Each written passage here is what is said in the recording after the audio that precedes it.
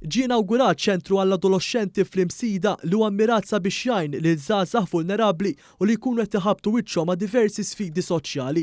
Dan iċ-ċentru infetaħ mill-Ministru għall-Politika Soċjali u d-Drittijiet tat-Tfal Michael Falzon flimkien ma' tmexxija tal-Fondazzjoni għas-Servizzi tal-Ħarsien Soċjali l-FSWS li se tkun qed tmexxi dan is-servizz. Is-servizz innovattiv se jkun qed jibni fuq il-Youth in Focus li twaqqaf fl-2013 u li kompla jissaħħaħ 3 snin wara permezz tal-Adolescent Day Program u l-Embark for Life. Issa dawn il-programmi se jkomplu jingħataw b'aktar effiċjenza taħt saqaf wieħed. Kull servizz li se jingħata minn din il-binja huwa immirat sabiex jibni fiduċja, stamina u reżiljenza f'dawn l-adolescenti.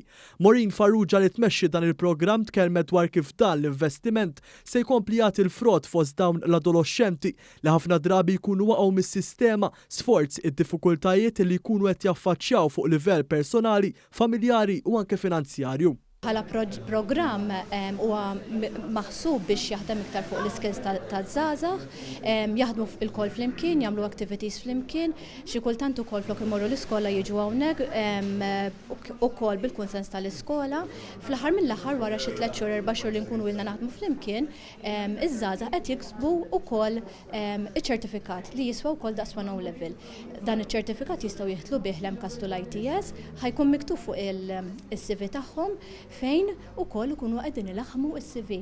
Il-Ministru Michael Falzon qal li dan huwa mod ieħor kif nindirizzaw il-bżonnijiet taż-żgħażagħ. Dan huwa programm fejn qed inħarsu lejn empowerment fejn nisimgħu iż-żgħażagħ u naħseb li wasal il-mument li nibdew naħsbu ftit ukoll għal xi jiġri meta wieħed jagħlaq 18 jekk ikun ikollu bżonn aktar għajnuna. Irridu nkunu hemm għal kulħadd. Preżenti kien hemm ukoll il-Kap Eżekuttiv tal-FSWS Alfred Grixti u d-Direttur tad-Direttorat tal-Kura Alternattiva Remenda Grek.